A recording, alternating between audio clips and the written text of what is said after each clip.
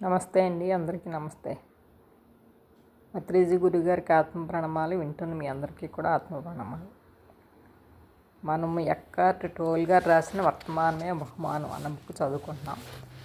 అందులోని సుఖ దుఃఖాల కన్నా మించి శాంతి ఉంది అన్న టాపిక్ చదువుకుంటున్నాం. సో ఆ టాపిక్లో నెక్స్ట్ ముందుగా మీరు ప్రకృతి త్రిబులైట్ ఛానల్ అందరూ కూడా లైక్ చేయండి, షేర్ చేయండి, సబ్స్క్రైబ్ చేసుకోండి ఈ ఛానల్ని. ఇందులో బోల్డ్ ఆడియోస్ ఉన్నాయి, మీరు చదవాలి. కానీ మీకు చదవడం ఎలాగో కుదరదు. ఈ నోవడేస్ ఇది చదవమంటే ఎవరు చదవరు. జస్ట్ ఇది మన ఫోన్లో ఉంటుంది కాబట్టి ఇప్పుడు కావాలంటే ఇప్పుడు మనం చెవుల్లో పెట్టుకుని వినడానికి బాగుంటుంది. ఆడియోస్ ఒక్కొక్కటి చేస్తున్నాను. ఇవన్నీ కూడా మీరు వింటారని ఆశిస్తున్నాను. ఓకే అండి, థ్యాంక్ యూ. ఈరోజు టాపిక్ ప్రతికూలతను ఉపయోగించడం, త్యజించడం. అంటే రెండు తీసుకోవడం, వదిలేయడం. త్యజించడం అంటే విడిచిపెట్టడం అన్నమాట. అంతరాటంకం అంతా ఏదో ఒక రూపంలో ప్రతికూలతగా అనుభవించబడుతుంది. ప్రతికూలత అంతా కూడా ఆటంకమే. ఈ సందర్భంలో రెండు పదాల అర్థము ఒకటే. చికాకు లేదా అసహనం నుంచి విపరీతమైన కోపం వరకు, నిరాశ ధోరణి లేదా భయంకరమైన రోగం నుంచి ఆత్మహత్య ప్రయత్నం వరకు ప్రతికూలత విస్తరించి ఉంది. కొన్నిసార్లు ఈ ఆటంకత్వం ఉద్వేగపు బాధా శరీరాన్ని కదిలిస్తుంది. బాధా శరీరం అంటే ఎమోషనల్ బాడీ. ఆ సమయంలో చిన్న సంఘటన కూడా కోపము, నిస్పృహ లేదా లోతైన బాధ నుంచి అమితమైన ప్రతికూలతను పుట్టించవచ్చు. ప్రతికూలత ద్వారా యథార్థాన్ని త్రిప్పి దానికి కావలసింది పొందవచ్చని అహం నమ్ముతుంది. దాని ద్వారా కోరుకున్న పరిస్థితిని ఆకర్షించవచ్చును లేదా కోరని పరిస్థితిని కరిగించవచ్చును అది నమ్ముతుంది. ఉంటుందని చైతన్యరహితంగా నమ్ముతుంటారని ఏ కోర్స్ ఇన్ మిరకిల్స్ చక్కగా ఎత్తి చూపుతుంది. మీరు మనస్సులో బాధ పనిచేస్తుందని నమ్మకపోతే ఎందుకు దాన్ని సృష్టిస్తారు? వాస్తవానికి ప్రతికూలత పనిచేయదు. కోరుకున్న పరిస్థితిని ఆకర్షించే బదులు అది దాని ఉద్భవాన్ని ఆపుతుంది. కోరుకోని పరిస్థితిని కరిగించే బదులు అది దాన్ని ఉండనిస్తుంది. దాని ఏకైక పనికొచ్చే పనితనం ఏమిటంటే అహాన్ని బలపరుస్తుంది. అందుకే అహానికి అదంటే ప్రేమ. ఒకసారి ఏదైనా ప్రతికూలతతో మీరు పోల్చుకుంటే దాన్ని విడిచిపెట్టేందుకు మీరు ఇష్టపడరు. లోతైన చైతన్య రాహిత్య స్థాయిలో అనుకూల మార్పును ఒప్పుకోరు. నిస్పృహలో లోనైన కోపమున్న వ్యక్తిగా మీరు గుర్తింపు పొందుతారు. అప్పుడు మీ జీవితంలోని అనుకూలతను పట్టించుకోక తిరస్కరించడమో లేక కావాలని ధ్వంసం చేయడమో చేస్తారు. ఇది సర్వసాధారణమైన విషయం. ఇది పిచ్చి కూడా. ప్రతికూలత పూర్తిగా అసహజమైనది. అది ఒక మానసిక కాలుష్యకారి.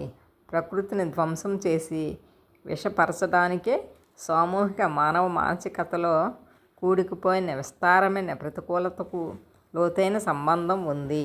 కేవలం మానవులకు తప్ప భూమి మీద ఉన్న ఏ ఇతర జీవికి ప్రతికూలత తెలియదు. అలాగే ఏ ఇతర జీవి కూడా దానికి ఆధారాన్ని ఇచ్చి పోషిస్తున్న భూమిని విషపరిచి భ్రష్టు పట్టించట్లేదు. ప్రతికూలత అంటే యాంటీ అయిపోవడం అన్నమాట. మీరు ఎప్పుడైనా బాధపడుతున్న పువ్వుని కానీ ఒత్తిడిని అనుభవిస్తున్న చెట్టుని కానీ చూసారా? అలాగే నిస్పృహతో ఉన్న డాల్ఫిన్ను కానీ, ఆత్మగౌరవ సమస్యను ఎదుర్కొంటున్న కప్పను కానీ, విశ్రాంతి దొరకని పిల్లిని కానీ, ద్వేషాన్ని రోషాన్ని మోస్తున్న పక్షిని కానీ చూసారా? అప్పుడప్పుడు ఏదైనా ప్రతికూలతకు అనుభవిస్తూ లేదా నరాల రోగ లక్షణాలను చూపించేవి మానవులకు అతి సన్నిహితమైన జీవించే జంతువులు మాత్రమే. కనుక అవి కూడా మానవ మనస్సుతోనూ దాని వెర్రితోనూ ముడిపడి ఉంటాయి.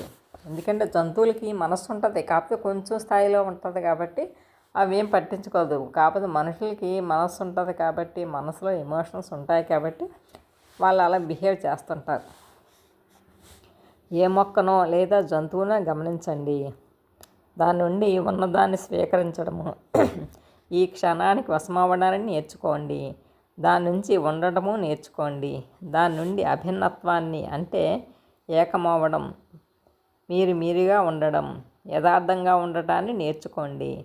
దాని నుంచి ఎలా జీవించాలో, ఎలా మరణించాలో, ఎలా జీవించడాన్ని మరణించడాన్ని సమస్యగా చేసుకోకూడదో నేర్చుకోండి. నేను చాలామంది జన్మాస్టర్స్తో కలిసి జీవించాను. అన్నీ పిల్లులే. బాతులు కూడా నాకు చాలా ముఖ్యమైన ఆధ్యాత్మిక పాఠాలను నేర్పాయి. కేవలం వాటిని గమనించడం ఒక ధ్యానం. ఎంత ప్రశాంతంగా తేలుతుంటాయి. వాటిలో అవి హాయిగా ఉంటూ, పూర్తిగా ఈ క్షణంలో ఉంటూ, కేవలం ఒక మనస్సు లేని జీవి ఉన్నట్లు హుందాగా పరిపూర్ణంగా ఉంటాయి. అయినా అప్పుడప్పుడు 2 బాతులు కొట్టుకుంటాయి. కొన్నిసార్లు ఏ కారణం లేకుండానే, లేదా ఒక బాతు మరొక దాని వ్యక్తిగత స్థలంలోకి ప్రవేశించినందుకు ఆ కోట్లాట కేవలం కొన్ని సెకండ్లు మాత్రమే ఉంటుంది. ఆ తర్వాత అది విడిపోయి వ్యతిరేక దిశలో ఈదుకుంటూ వెళ్ళిపోతూ వాటి రెక్కలను కొన్నిసార్లు గట్టిగా కొట్టుకుంటాయి. అవి ఆ తర్వాత చాలా ప్రశాంతంగా ఈదడం కొనసాగిస్తాయి. అసలు కొట్లాడే జరిగినట్టుగా మొదటిసారి నేను దాన్ని గమనించినప్పుడు రెక్కలను అలా కొట్టుకోవడం వలన అవి మిగిలిన శక్తిని విడుదల చేస్తూ అది వాటి శరీరాల్లో చేరిపోయి ప్రతికూలతగా మారకుండా నివారిస్తున్నాయని హఠాత్తుగా గ్రహించాను. ఇది సహజ స్థానము. గతాన్ని అనవసరంగా సజీవంగా ఉంచి దాని చుట్టూ గుర్తింపును నిర్మిస్తూ ఉంటే మనస్సు వాటికి లేదు కనుక అది వాటికి సులువైపోయింది. ఇప్పుడు చిన్నపిల్లలు అంతే కదా, చిన్నపిల్లలు అప్పుడే ఆడుకుంటారు, అప్పుడే పోట్లాడుకుంటారు. చిన్నపిల్లలు కూడా అదే టైప్లో ఉంటారు. ఎందుకంటే మనసు లేని స్థితిలో ఎవరైతే ఉంటారో వాళ్ళు అలాగే బిహేవ్ చేస్తారు. అవి జంతువులు అవనియండి, మనుషులు అవనియండి. నెక్స్ట్ ప్రశ్న. ప్రతికూల ఉద్వేగం చాలా ముఖ్యమైన సందేశాన్ని కలిగి ఉందా? ఉదాహరణకు, నేను ఎప్పుడూ నిస్పృహను అనుభూతి చెందితే నా జీవితంలో ఏదో తప్పు ఉంది అనడానికి అది గుర్తు కావచ్చు. లేదా నా జీవిత పరిస్థితిని నేను బలవంతంగా చూసి కొన్ని మార్పులు చేసుకునేలా అది చేయవచ్చు కదా. కనుక నా ఉద్వేగాన్ని కేవలం ప్రతికూలత అని తీసి పారేయకుండా దాన్ని వినాల్సిన అవసరం ఉంది కదా. జవాబు: అవును. వ్యాధుల్లోనో మళ్ళీ మళ్ళీ వచ్చే ప్రతికూల ఉద్వేగాల్లో ఒక సందేశం ఉంటుంది. మీరు చేసే ఎటువంటి మార్పులైనా సరే, మీ పనిలో, మీ సంబంధాల్లో లేదా మీ పరిసరాల్లో, అవి మీ చైతన్య స్థాయిలోని మార్పు నుంచి ఉదయించకపోతే కేవలం పై పోతగా మిగిలిపోతాయి. ఇంకా దానికి సంబంధించినంత వరకు దాని అర్థం ఒక్కటే. మరింత వర్తమానంలో ఉండడం మీకు ఒక ప్రస్తుతత్వపు స్థాయిని చేరినప్పుడు మీ జీవిత పరిస్థితికి ఏమి అవసరమో చెప్పడానికి ఇక మీరు ప్రతికూలత అవసరమే ఉండదు. కానీ ప్రతికూలత ఉన్నంత వరకు దాన్ని ఉపయోగించుకోండి. మరింత వర్తమానంలో ఉండమని మీకు గుర్తు చేసే ఒక రకమైన గుర్తుగా దాన్ని ఉపయోగించుకోండి. ప్రశ్న. ప్రతికూలత పుట్టకుండా మనం ఎలా ఆపగలం? ఒకసారి అది వచ్చినప్పుడు దాన్ని ఎలా వదిలించుకోగలం? రిప్లై. పూర్తిగా ప్రత్యక్షమై ఉండడం ద్వారా అది పుట్టకుండా మీరు ఆపవచ్చు. కానీ అధైర్యపడవద్దు. ఈ భూమి మీద నిత్య ప్రస్తుత స్థితిలో నిలకడగా ఉండగలిగే వాళ్ళు ఇంకా చాలామందే ఉంటారని సహాయకర గుర్తుగా చూడండి. ఏదో ఒక రకమైన ప్రతికూలత మీలో ఉద్భవించిందని మీరు గమనించగానే దాన్ని ఓటమిగా చూడవద్దు. దానిని మేలుకో, మనస్సు నుంచి బయటపడు, వర్తమానం అవ్వు అని చెప్పే ఒక సహాయకర గుర్తుగా చూడండి. ఆల్డాన్ హక్స్లే ఆధ్యాత్మిక బోధనలపై ఆసక్తి తర్వాత సంవత్సరాల్లో ఐలాండ్ అనే నవలను రచించారు. పగిలిపోయిన ఓడ వలన అతను ఓ ద్వీపం చేరుతాడు. మిగతా ప్రపంచంతో సంబంధం లేని ఆ ద్వీపం అద్వితీయమైన నాగరికతను కలిగి ఉంటుంది. అసామాన్యమైన విషయం ఏంటంటే అందులోని ప్రజలు మిగతా ప్రపంచంలా కాకుండా వాస్తవానికి బుద్ధి కలిగిన వారు. ఆ మనిషి గమనించిన మొట్టమొదటి విషయం, ఒక చెట్టుపై రంగురంగుల చిలకలు నిరంతరం కొన్ని పదాలను పలుకుతున్నాయి. శ్రద్ధ పెట్టండి. ఇక్కడ, ఇప్పుడు, పై శ్రద్ధ పెట్టండి. ఇక్కడ ఇప్పుడు నిత్యం వర్తమానంలో ఉండటాన్ని గుర్తు చేసేందుకు ఆ ద్వీపవాసులు వాటికి ఆ పదాలు నేర్పారని తర్వాత మనకు తెలుస్తుంది.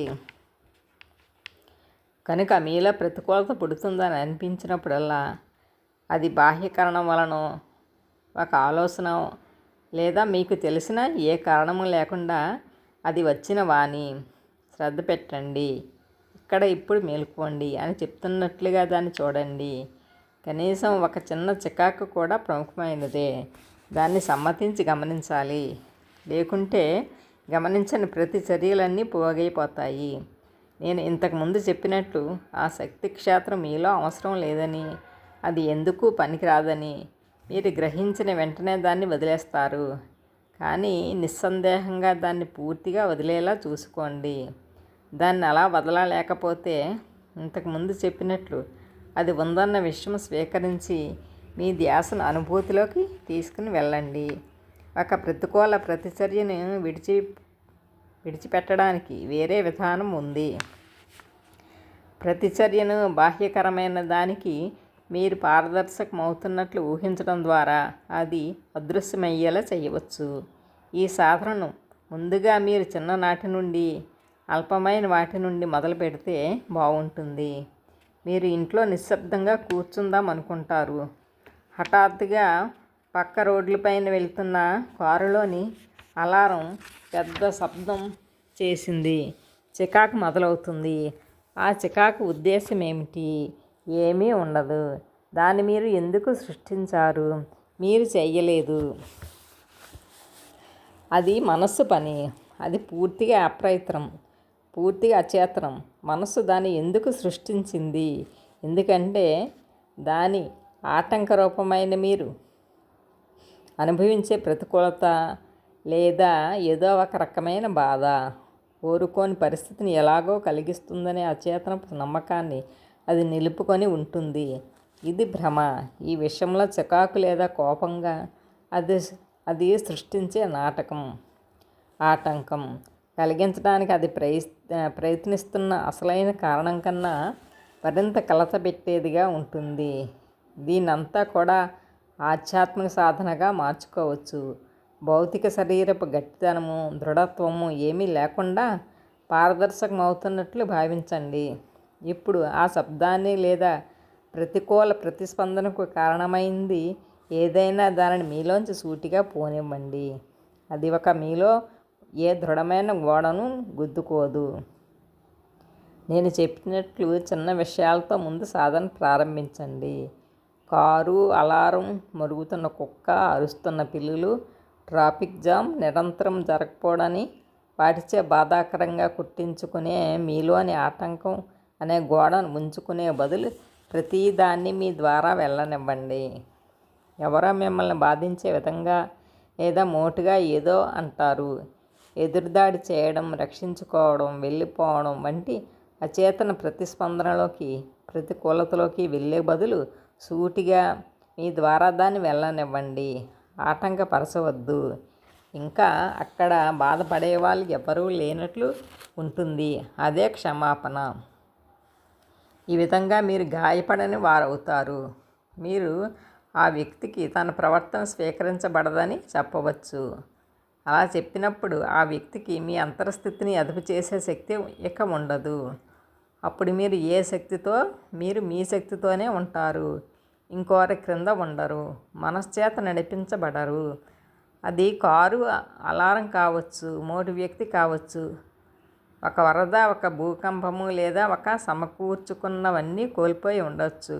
అన్నింటినీ ఆటంకపు తీరు ఉంటుంది. అన్నిటికీ ఒకటే ఆటంకపు తీరు ఉంటుంది. ప్రశ్న: నేను ధ్యాన సాధన చేస్తున్నాను, వర్క్షాప్స్ వెళ్తున్నాను, ఆధ్యాత్మికత మీద ఎన్నో పుస్తకాలు చదివాను, ఆటంకపరచని స్థితిలో ఉండే ప్రయత్నము చేస్తున్నాను. కానీ నిజమైన అంతర్శాంతిని పొందానా అని మీరు నన్ను అడిగితే నా సమాధానం లేదు అనే వస్తుంది. నేను దాన్ని ఎందుకు కనుక్కోలేకపోతున్నాను? ఇంకేం చేయగలను? జవాబు: మీరు ఇంకా బాహ్యం నుంచి కోరుకుంటున్నారు. ఆ కోరుకునే శైలి నుంచి బయటపడలేకపోతున్నారు. సమాధానం: బహుశా మరో వర్క్షాప్లో ఉంటుందేమో, బహుశా ఆ కొత్త ప్రక్రియలో ఉంటుందేమోనని ఎదురు చూస్తున్నారు. మీకు ఇది చెప్తున్నాను, శాంతి కోసం చూడకండి. ఇప్పుడు మీరున్న దాన్ని మించి మరో స్థితి కోసం చూడవద్దు. లేకపోతే అంతఃసంఘర్షణను, చైతన్య రాహిత్యాన్ని, ఆటంకాన్ని మొదలు పెడతారు. శాంతంగా ఉండలేకపోతున్నందుకు మిమ్మల్ని మీరు క్షమించుకోండి. మీ అశాంతిని పూర్తిగా క్షమించిన క్షణంలో అది మీకు శాంతిగా మార్పు చెందుతుంది. అంటే ఏంటి, ఇక్కడంతా పూర్తిగా ప్రతీది కూడా యాక్సెప్టెన్స్ చెయ్యాలన్నమాట. ప్రతి విషయాన్ని మీరు దేన్నైనా పూర్తిగా స్వీకరించినట్లయితే అది మిమ్మల్ని అక్కడికి తీసుకుని వెళ్తుంది, శాంతిలోకి తీసుకువెళ్తుంది. ఇదే వశమవ్వడం యొక్క అద్భుతం. మరో చెంపను చూపించు అని 2000 సంవత్సరాల కిందట ఒక దివ్యజ్ఞానం పొందిన గురువు ఉపయోగించిన ఈ వాక్యాన్ని మీరు వినే ఉంటారు. ఆటంక పడకుండా ఉండడానికి ప్రతిచర్య కూడా ఉండడాన్ని సాంకేతికంగా తెలియజేసే ప్రయత్నం చేస్తున్నారు ఆయన. ఈ వివరణ ఇంకా ఆయన కోసం అన్ని ఇతరమైన వివరణలు మీ జీవితపు బాహ్య ప్రవర్తనకు చెందినవి కాకుండా కేవలం మీ యథార్థానికి సంబంధించినవి ఉంటాయి. సో మొత్తానికి ఆధ్యాత్మిక అంతా కూడా రెండింటి మీద ఉంటుంది, ప్రేమ, క్షమ. అలాగే ప్రతి విషయాన్ని ఎలా చేయాలి, యాక్సెప్ట్ చేయాలి. ప్రతి విషయాన్ని మనలోకి అనుమతించాలి, అంగీకరించాలి. ఆ రెండు కనుక మనం చేస్తున్నట్టంటే ప్రతిదీ కూడా చాలా ఈజీ అయిపోద్ది అన్నమాట. మీరు బంజన్ కథ తెలుసా మీకు? ఆయన గొప్ప జన్ మాస్టర్ అవ్వకముందు ఎన్నో సంవత్సరాల పాటు జ్ఞాన ప్రకాశం కోసం ప్రయత్నిస్తూ గడిపారు. కానీ అది ఆయనకు దొరకలేదు. అప్పుడు ఒకరోజు ఆయన మార్కెట్లో నడుస్తుండగా ఒక కషాయవాడికి అతని ఖాతాదారునికి మధ్య జరుగుతున్న సంభాషణను అకస్మాత్తుగా విన్నాడు. నీ దగ్గరున్న మంచి మాంసం ముక్కను నాకు ఇవ్వు అన్నాడు ఖాతాదారు. కషాయవాడు ఇలా బదులిచ్చాడు, నా దగ్గరున్న ప్రతి మాంసం ముక్క మంచిది కానీ మాంసం అనబడేదే ఇక్కడ లేదు. అది వినగానే బంజన్ జ్ఞానం పొందారు. వివరణ గురించి ఎదురు చూస్తున్నారు. ఉన్నదాన్ని మనం స్వీకరిస్తే ప్రతి మాంసం ముక్క, ప్రతి క్షణము మంచిదే. అదే జ్ఞానం. అంటే ప్రతిదీ యాక్సెప్ట్ చేయాలని చెప్పడం అన్నమాట. అదే జ్ఞానం. ఎప్పుడైతే మనం యాక్సెప్ట్ చేయకుండా ఉన్నామో మనకి ఇంకా అజ్ఞానం ఎక్కువైపోయి మనకు బాధే మిగులుతుంది అన్నమాట. దయ యొక్క ప్రకృతి. మనస్సు యొక్క వ్యతిరేకతను మించి వెళ్ళడం వలన మీరు ఒక లోతైన సరస్సుగా మారుతారు. మీ జీవితపు బాహ్య పరిస్థితి, అక్కడ జరుగుతున్నది ఏదైనా సరే, అది సరస్సు యొక్క ఉపరితల భాగము. ఋతువులు, చక్రాలను అనుసరించి కొన్నిసార్లు నిశ్చలంగా, మరికొన్నిసార్లు కఠినంగా తుఫాన్లా ఉంటుంది. అయినప్పటికీ సరస్సు లోతు ఎప్పుడూ నిశ్చలంగా ఉంటుంది. మీరు పూర్తి సరస్సు, కేవలం ఉపరితలం కాదు. పైగా ఆద్యంతము నిశ్చలంగా ఉండే మీ లోతులో మీరు సంబంధితమై ఉంటారు. మానసికంగా ఒక పరిస్థితిలో అంటుకుపోయి మార్పును అడ్డుకోరు. మీ అంతర్శాంతిని దానిపై ఆధారపడదు. మీరు ఉనికిలో స్థిరంగా నిలిచి ఉంటారు. అది మారనిది, కాలరహితమైనది, మరణం లేనిది. ఇక మీరు సంతోషం కోసం, సఫలత కోసం నిరంతరం మార్పు చెందే రూపాలతో కూడిన బాహ్య ప్రపంచం మీద ఆధారపడరు. మీరు వాటిని ఆనందించవచ్చు, వాటితో ఆడుకోవచ్చు, కొత్త రూపాలను సృష్టించవచ్చు, దానిలో ఉన్న అందాన్నంతా అభినందించవచ్చు. కానీ వాటితో అంటుకుపోవాల్సిన అవసరం మీకు ఉండదు. దీన్నే మనకి ఏం చెప్తారు, అంటున్నట్టు ఉండాలని చెప్తారు కదా. పద్మపత్రం ఇవ్వంబస అంటే అదే, తామరాకు మీద నీటి బట్టిలా ఉండాలి జీవితం అని చెప్తారు. నెక్స్ట్ ప్రశ్న, ఇంతగా మధ్యస్థమైపోతే విడుదలైతే ఇతర మానవులకు కూడా దూరమైపోతామేమో కదా. జవాబు, దానికి వ్యతిరేకంగా అవుదాం. ఉనికిని మీరు తెలుసుకోనంత వరకు ఇతర మానవుల యథార్థము మీకు చిక్కదు. మీ స్వీయ యథార్థాన్నే కనుగొనలేరు. కనుక మీ మనస్సు వారి రూపాన్ని ఇష్టపడవచ్చు, లేకపోవచ్చు. కేవలం వారి శరీరమే కాకుండా అందులో వారి మనస్సు కూడా కలిసి ఉంటుంది. ఉనికి యొక్క ఎరుక ఉన్నప్పుడు మాత్రమే నిజమైన సంబంధం సంభవించగలదు. ఉనికి నుంచి రావడం వల్ల మరొక వ్యక్తి శరీరాన్ని, మనసును కేవలం ఒక తెరగా చూస్తారు. దాని వెనకాల వారి అసలైన యథార్థాన్ని అనుభూతి చెందగలుగుతారు. మీరు అనుభూతి చెందినట్లు కనుక మరొకరి చైతన్య రహిత ప్రవక్తను కానీ వారి బాధను కానీ ఎదుర్కొన్నప్పుడు మీరు ప్రస్తుతమై మీ ఉనికిలో సంబంధితులై ఉండండి. తద్వారా రూపాన్ని మించి అవతల వ్యక్తి యొక్క ప్రకాశవంతమైన స్వచ్ఛమైన ఉనికిని మీ ఉనికి ద్వారా చూడగలుగుతారు.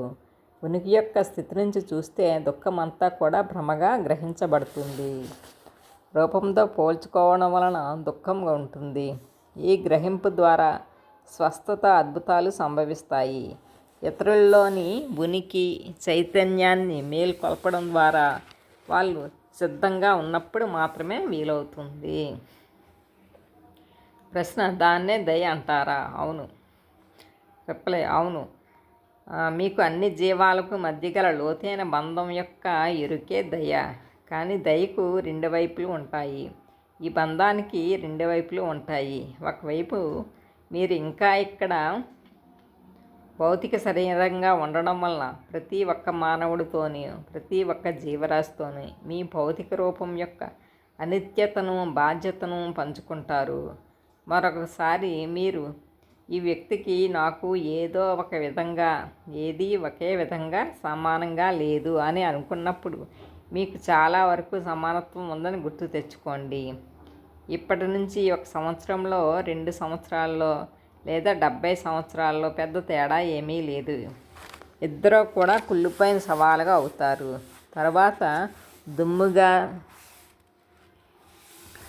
తర్వాత ఇంకేమీ ఉండదు. గంభీరమైన, వినయమైన ఈ గ్రహింపే గర్వానికి స్థానం అవ్వదు. ఇది ప్రతికూల ఆలోచన కాదు, ఇది వాస్తవమే. దానికి కళ్ళు మూసుకోవడం ఎందుకు? ఆ భావంలో మీకు ప్రతి ఇతర జీవకోటికి మధ్య పూర్తి సమానత్వం ఉంటుంది. అత్యంత శక్తివంతమైన ఆధ్యాత్మిక సాధనాల్లో భౌతిక రూపాల యొక్క అనిశ్చితను మీతో సహా లోతుగా ధ్యానించడం ఒకటే. దీనినే మరణం రాకముందే మరణించు అంటారు. దానిలోకి లోతుగా వెళ్ళండి. మీ భౌతిక రూపం కరిగిపోతుంది, అది ఇక లేదు. ఇప్పుడు అన్ని మానసిక రూపాలు, ఆలోచనలు చచ్చిపోయే క్షణం వస్తుంది. అయినా మీరు ఇంకా ఉన్నారు. మీరైన దివ్య ప్రత్యక్షతలో ప్రకాశవంతంగా, పూర్తిగా మేల్కొని యథార్థమైనదిగా ఎప్పుడూ మరణించలేదు. కేవలం నామాలు, రూపాలు, భ్రమలే మరణించాయి.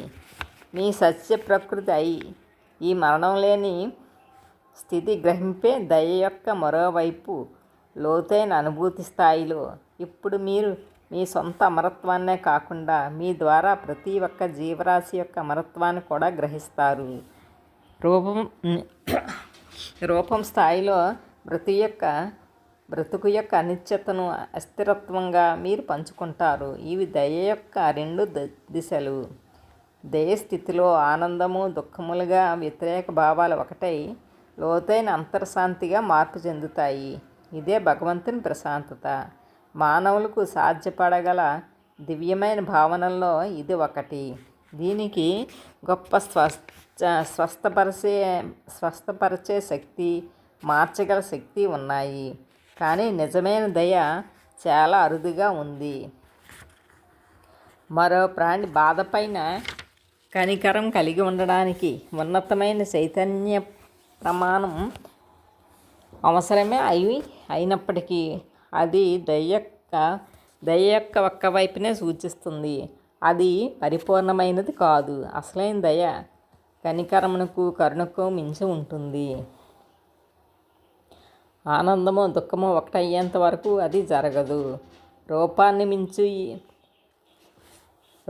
మించి ఉన్న ఉనికి యొక్క ఆనందము, నిత్యమైన జీవము యొక్క ఆనందాన్ని అనుభవించేంత వరకు అది జరగదు. యథార్థపు మరో కోణం: మీరు మరణాన్ని నమ్ముతున్నంత వరకు శరీరం చనిపోదు. మీరు మరణాన్ని నమ్మడం వల్ల శరీరంలో జీవం ఉంటుంది లేదా ఉన్నట్లు కనిపిస్తుంది. శరీరం మరణాలు ఒకే భ్రమలోని భాగాలు. జీవం యొక్క మూలాన్ని ఎరుగక తనను తాను వేరుగా భావించి నిత్యం చెదిరిపోతూ ఉంటే అహంకారపూరితమైన చైతన్యంచే సృష్టించబడ్డాయి. కనుక మీరు నిత్యం బెదిరించబడగల సాంద్రమైన భౌతిక వాహనమైన శరీరం అనే భ్రాంతిని అది సృష్టిస్తుంది. పుట్టి కొంతకాలం తర్వాత మరణించే హాని కలగగల శరీరంగా మిమ్మల్ని మీరు చూసుకోవడం భ్రమ. శరీరం మరణము ఒకే భ్రమ.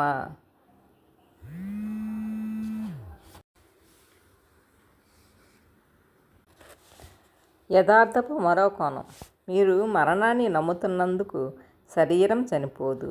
మీరు మరణాన్ని నమ్మడం వలన శరీరం జీవంతో ఉంటుంది లేదా ఉన్నట్లు కనిపిస్తుంది. శరీరము మరణాలు ఒకే భ్రమలోని భాగాలు. జీవం యొక్క మూలాన్ని ఎరుగక తనను తాను వేరుగా భావించి నిత్యం చెదిరిపోతూ ఉండే అహంకారపూరితమైన చైతన్యంచే సృష్టించబడ్డాయి. కనుక మీరు నిత్యం బెదిరించగల సాంద్రమైన భౌతిక వాహనమైన శరీరం అనే భ్రాంతిని అది సృష్టించింది. పుట్టి కొంతకాలం తర్వాత మరణించే హాని కలగగల శరీరంగా మిమ్మల్ని మీరు చూసుకోవడం భ్రమ. పుట్టి కొంతకాలం తర్వాత మరణించే హాని కలిగిన శరీరంగా మిమ్మల్ని మీరు చూసుకోవడం భ్రమ. శరీరము మరణము ఒకే భ్రమ. ఒకటి లేకున్నా మరొకటి ఉండలేదు. భ్రమలోని ఒక భాగాన్ని ఉంచుకొని మరో దాన్ని త్యజించాలనుకుంటున్నారు. కానీ అది అసంభవం. మీరు దాన్ని పూర్తిగానైనా ఉంచుకోండి లేక పూర్తిగా వదిలివేయండి. ఎంతైనా మీరు శరీరం నుంచి తప్పించుకోలేరు. ఆ అవసరం లేదు. మీ నిజ ప్రకృతి యొక్క అత్యాశ్చర్యకరమైన అజ్ఞానమే మీ శరీరం కానీ మీ నిజ ప్రకృతి ఆ భ్రమలోనే ఎక్కడో దాగి ఉంది. దాని బయట కాదు. కనుక దానిలోకి ప్రవేశించగల ఏకైక మార్గం శరీరమే. మీరు ఒక దేవతను చూసి రాతి విగ్రహంలో అపోహపడితే మీరు చేయవలసిందల్లా మీ చూపును సరిచేసుకొని ఆ రాతి విగ్రహాన్ని మరింత దగ్గరగా చూడటమే. ఇంకెక్కడో చూడడం మొదలుపెట్టడం కాదు. అప్పుడు అసలు రాతి విగ్రహం అనేదే ఎప్పుడూ లేదని మీరు కనుగొంటారు. ప్రశ్న: మరణాన్ని నమ్మడం వలన శరీరం సృష్టించబడితే ఒక జంతువుకు శరీరం ఎందుకుంది? జంతువుకు అహం ఉండదు. పైగా మరణాన్ని నమ్మదు. అయినా అది మరణిస్తుంది లేదా అలా కనిపిస్తుంది. జవాబు: మీ చైతన్య స్థితి యొక్క ప్రతిబింబమే ప్రపంచం యొక్క మీ గ్రాహ్యత అని గుర్తుపెట్టుకోండి. మీరు దాని నుంచి వేరు కాదు. ఇక్కడ స్థూల ప్రపంచము లేదు. ప్రతి క్షణము మీ చైతన్యం మీరు నివసించే ప్రపంచాన్ని సృష్టిస్తుంది. నవీన భౌతిక శాస్త్రం నుంచి బయటపడిన గొప్ప అంతర్దృష్టిలో ఒకటి. గమనించేవాడు గమనించబడుతున్న దాని మధ్యగల ఏకత్వ ప్రయోగాన్ని చేస్తున్న వ్యక్తి. ప్రయోగము వేరు కాదు. చైతన్యం గమనించబడుతున్న విషయం నుంచి విడదీయలేదు. మరో విధంగా చూడడం గమనించబడుతున్న విషయం ఇంకో రకంగా ప్రవర్తించేందుకు కారణమవుతుంది. లోతైన స్థాయిలో భిన్నత్వాన్ని, బ్రతుకు కోసం పోరాటాన్ని మీరు నమ్మితే ఆ నమ్మకం మీ చుట్టూ అంతా కూడా ప్రతిబింబిస్తున్నట్టు చూస్తారు. మీ గ్రాహ్యతలు భయము చేత పాలించబడుతున్నాయి. శరీరాలు పోరాడుతూ చంపుకుంటూ ఒకరినొకరు ధ్వంసం చేసుకుంటున్న మరణ ప్రపంచంలో మీరు నివసిస్తారు. కనిపిస్తున్నది ఏది కూడా అది కాదు. అహంకారపు మనస్సు ద్వారా మీరు సృష్టించి చూస్తున్న ఈ ప్రపంచం చాలా అసంపూర్తిగా, స్థూలంగా, అసంపూర్ణమైన స్థలంగా, కన్నీటి పల్లపు భూమిగా గమనించవచ్చు. కానీ మీరే విధంగా చూసినా అది కేవలం ఒక రకమైన గుర్తు. కళలోని ప్రతిమలాగా విశ్వపు అణుశక్తి నాట్యాన్ని ఈ విధంగా మీ చైతన్యం అర్థం చెప్పకుండా దానితో పనిచేస్తుంది. భౌతిక యథార్థంగా కనపడే దానికి ఈ శక్తి మూల పదార్థము. మీరు దాన్ని శరీరాల రూపంలోనూ, చావు పుట్టుకల్లోనూ లేదా బ్రతుకు పోరాటంగానూ చూస్తారు. అనంతమైన సంఖ్యల్లో పూర్తిగా వేరువేరు అర్థాలతో వేరువేరు ప్రపంచాలు సంభవమే. వాస్తవానికి అవి ఉన్నాయి. అంతా గ్రహించే చైతన్యంపై ఆధారపడి ఉన్నాయి. ప్రతి జీవి చైతన్యపు కేంద్ర బిందువే. అటువంటి ప్రతీదీ సంబంధితమై ఉన్నప్పటికీ ఒక మానవ ప్రపంచము, ఒక చీమ ప్రపంచము, ఒక డాల్ఫిన్ ప్రపంచము మొదలైనవి కూడా ఉన్నాయి. లెక్కింపలేనన్ని జీవులు ఉన్నాయి. కానీ మీ చైతన్యం పౌనఃపున్యం నుంచి వాటి పౌనఃపున్యం ఎంతో వేరుగా ఉండడం వలన వాటి ఉనికి మీ ఉనికి అవి గ్రహించలేకుండా ఉన్నాయి. మూలంలోనూ ఒకరితోనొకరు వారి సంబంధాన్ని గ్రహించిన ఉన్నతమైన చైతన్య జీవులు మీకు స్వర్గంగా కనబడే లోకంలో నివసిస్తారు. అయినా అన్ని ప్రపంచాలు అంత్యమున ఒక్కటే, చివరన మన సామూహిక మానవ ప్రపంచం మనం మనస్సు అని పిలిచే చైతన్య స్థితిలో ఎక్కువగా సృష్టించబడింది. ఈ సామూహిక మానవ లోకంలో కూడా చాలా విశాలమైన వ్యత్యాసాలు ఉన్నాయి. ఎన్నో భిన్న ఉపలోకాల సృష్టికర్తల లేదా గ్రాహ్యతలపై ఆధారపడి ఉంటాయి. అన్ని లోకాలు అంతర్సంబంధితమై ఉన్నాయి. కనుక సామూహిక మానవ చైతన్యం మారినప్పుడు జంతులోకం, ప్రకృతి ఆ మార్పును ప్రతిబింబిస్తాయి. కనుక రాబోయే కాలంలో సింహం గొర్రె పక్కన పడుకుంటుంది అనే వివరణ బైబిల్లో ఉంది. ఇది పూర్తిగా మరో కోణం యొక్క యథార్థపు సంభావ్యతను తెలియజేస్తుంది. నేను చెప్పినట్లు ఇప్పుడు మనకు కనిపిస్తున్న ఈ ప్రపంచం చాలా వరకు అహంకారం, మనస్సు యొక్క ప్రతిబింబమే. అహపు భ్రమ యొక్క తప్పించుకోలేని పర్యవసానం భయం. కనుక ఇది భయం ఏలుతున్న లోకం. కళలోని ప్రతిమలు అంతర్స్థితుల భావనల గుర్తులైనట్లు మన సామూహిక యథార్థం మందమైన ప్రతికూలత పొరల చిహ్నము. మనము మూల లోకం నుంచి వేరు కాదు. కనుక అధిక సంఖ్యలో మానవులు అహపు భ్రాంతి నుంచి స్వేచ్ఛ పొందినప్పుడు ఉన్నత చైతన్యంలో నివసిస్తారు. అది గ్రహ చైతన్యంలోని మార్పు.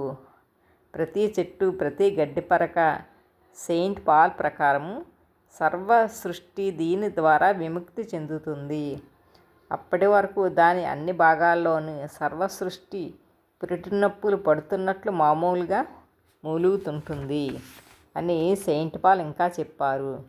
పుడుతున్నది ఏమిటంటే క్రొత్త చైతన్యము, దాని అనివార్య ప్రతిబింబమైన క్రొత్త లోకము. New testament book of the రెవల్యూషన్లో కూడా అది ముందుగానే చెప్పబడింది. అప్పుడు నేను క్రొత్త స్వర్గాన్ని, క్రొత్త భూమిని చూశాను. ఎందుకంటే మొదటి స్వర్గము, మొదటి భూమి మరణించాయి. అయితే కార్యకారణ విషయంలో భ్రమపడవద్దు. మీ ప్రథమ కార్యం మంచి లోకాన్ని సృష్టించడం ద్వారా ముక్తిని కోరడం కాదు, అది రూమ్తో గుర్తించడం నుండి మేల్కోవడం. ఇంకా అప్పుడు ఈ ప్రపంచానికి, ఈ యథార్థపు స్థితికి బద్దులై ఉండరు. అప్రత్యక్షతలో మీ మూల బీజాన్ని అనుభవిస్తారు. కనుక ప్రత్యక్ష ప్రపంచంలో అనురాగం నుంచి స్వేచ్ఛ పొందగలుగుతారు. ఈ లోకపు గడిచిపోయే సుఖాలను ఆనందిస్తారు. అయినా నష్టపు భయం ఇక ఉండదు. కనుక వాటిని పట్టుకొని ఉండిపోవలసిన అవసరం ఉండదు. ఇంద్రియ సుఖాలను ఆనందించిన అహాన్ని పోషించడం ద్వారా, మానసిక ఆకర్షణ ద్వారా సఫలతను సంపాదించడం కోసం నిరంతరం వెతుకులాట పోయినట్లే ఇంద్రియానుభవం కోసం తీవ్రమైన వాంఛ పోతుంది. సుఖానికి, ప్రత్యక్షమైన దానికి మించినది దానితో, అనంతమైన దానితో సంబంధం కలిగి ఉంటారు. ఈ విధంగా లోకంలో మీకు అవసరం ఉండదు. అది ఇప్పుడున్న దానికన్నా వేరుగా ఉండాల్సిన అవసరం కూడా మీకు ఉండదు. ప్రపంచాభివృద్ధి తీసుకురావడానికి, మరో యథార్థ కోణాన్ని సృష్టించడానికి మీరు ఈ బిందువును చేరినప్పుడు మాత్రమే సహాయపడడం మొదలు పెడతారు. ఇతరులకు సహాయపడగలుగుతారు. ప్రపంచాన్ని మించిన వాళ్ళు మాత్రమే ప్రపంచాభివృద్ధిని తీసుకురాగలుగుతారు. పంజుతున్న అనిత్యపు, అమరత్వపు సహబంధువు ఎరుక, ద్వంద్వ ప్రకృతి గల నిజమైన కరుణ అది అని మనము ఇంతకుముందు చెప్పుకున్నాం. ఈ లోతైన స్థితిలో, విశాలమైన భావంలో కరుణ స్వస్థపరిచే శక్తిగా మారుతుంది. ఈ స్థితిలో మీ శక్తి ప్రభావం చేయడం కన్నా ఉండడంపై ప్రథమంగా ఆధారపడి ఉంటుంది. మీరు కలుసుకునే ప్రతి ఒక్కరూ కూడా, అది వాళ్ళు గ్రహించినా గ్రహించకపోయినా, మీ ప్రత్యక్షతచే స్పందించి మీరు ప్రసరిస్తున్న శాంతి వలన ప్రభావితులవుతారు. మీరు పూర్తిగా ప్రస్తుతమై ఉండి మీ చుట్టూ ఉన్నవారు అచైతన్యంగా ప్రవర్తిస్తుంటే దానికి ప్రతిస్పందించి పరచాల్సిన అవసరాన్ని భావించరు. ఈ ప్రశాంతత ఎంత లోతైనది, విశాలమైనది అంటే శాంతి కానిది ఏదైనా సరే దానిలోకి అదృశ్యమైపోతుంది. ఇంతకుముందు ఇది అస్సలు ఎప్పుడూ లేనట్లే. ఇది చర్య ప్రతిచర్యల కర్మచక్రాన్ని తెంచుతుంది. జంతువులు, చెట్లు, పువ్వులు మీ శాంతిని అనుభవించి స్పందిస్తూ ఉండడం ద్వారా మీరు బోధిస్తారు. భగవంతుని ప్రశాంతతను ప్రతిపాదిస్తారు, నిదర్శనం చూపుతారు, ప్రపంచ కాంతిగా మారుతారు, స్వచ్ఛమైన చైతన్యాన్ని ప్రసరించేవారు అవుతారు. కనుక కారణస్థితిలో దుఃఖాన్ని తీసివేస్తారు, ప్రపంచం నుండి అచైతన్యాన్ని తీసివేస్తారు. అలా చేయడం ద్వారా బోధించకూడదని కాదు దీని అర్థం. ఉదాహరణకు, మనస్సులో గుర్తించుకోకపోవడం ఎలాగో సూచించటం, తమలోని చైతన్య రాహిత్య నమూనాలను ఎలా ప్రవహించటమో తెలియజేయడం లాంటివి. మీరు చేసేదానికన్నా చెప్పేదానికన్నా అతి ఆవశ్యకమైనది మీరు ఎవరు అన్నది. అది ఎప్పుడూ కూడా అతి ముఖ్యమైన ప్రబోధన. ప్రపంచాన్ని మార్చగల అత్యంత శక్తివంతమైనది. ఇంకా ఉండడం యొక్క ప్రాధాన్యతను గ్రహించి తదనుగుణంగా కారణస్థితిలో పనిచేసినప్పుడే కార్యస్థితిలోనూ దుఃఖం ఎదురైనప్పుడు దాని తీవ్రతను తగ్గించడం ద్వారా మీ దయ ప్రకటితమయ్యే అవకాశం లేకపోలేదు. ఆకలితో ఉన్న వ్యక్తి మిమ్మల్ని రొట్టె అడిగితే అది మీ దగ్గర ఉంటే మీరు దాన్ని ఇస్తారు. కానీ మీరు రొట్టెని ఇచ్చేటప్పుడు మీ మధ్య జరుగుతున్నది చాలా క్లుప్తమైనదే అయినా అసలు చెప్పుకోదగినది ఏమిటంటే, ఈ క్షణంలోని పంచుకున్న ఉనికి. దానికి ఇక్కడ రొట్టె కేవలం ఒక గుర్తు మాత్రమే. అంతర్గతంగా లోతైన స్వస్థత జరుగుతుంది. ఈ క్షణంలో ఇక్కడ ఇచ్చేవాడు లేడు, పుచ్చుకునేవాడు లేడు. దుష్టములైనవన్నీ అచైతన్యపు ప్రభావమే. చైతన్య రాహిత్య ప్రభావాల తీవ్రతను తగ్గించగలరేమో కానీ వాటి కారణాన్ని తొలగించే వరకు వాటిని నిర్మూలించలేరు. నిజమైన మార్పు అంతర్గతంగా జరుగుతుంది, బాహ్యంగా కాదు. లోకంలో నీ దుఃఖపు తీవ్రతను తగ్గించడానికి మీకు పిలుపు వచ్చినట్టు అనిపిస్తే అది ఎంతో గొప్ప ఘనమైన పని. కానీ కేవలం బాహ్యమైన దాన్ని మీరే కేంద్రీకరించకుండా ఉండడం గుర్తుంచుకోండి. లేకపోతే నిరాశ, నిస్పృహలను ఎదుర్కొంటారు. మానవ చైతన్యంలో అధికమైన మార్పు రానంత వరకు ఈ ప్రపంచపు దుఃఖం అడిగేలేని అగాధం వంటిది. కనుక మీ దయను ఒకవైపుకే ఉండిపోనివ్వకండి. సర్వదుఃఖపు అంతిమ భ్రాంతిపై లోతైన అవగాహనతోనూ సమతుల్యతను కలిగి ఉండాలి. మీరు చేసే ప్రతి దానిలోని శాంతిని ప్రవహించనివ్వండి. ఇక స్పందన ఒకేసారి కార్యకారణ పరిధిలో పనిచేస్తూ ఉంటారు.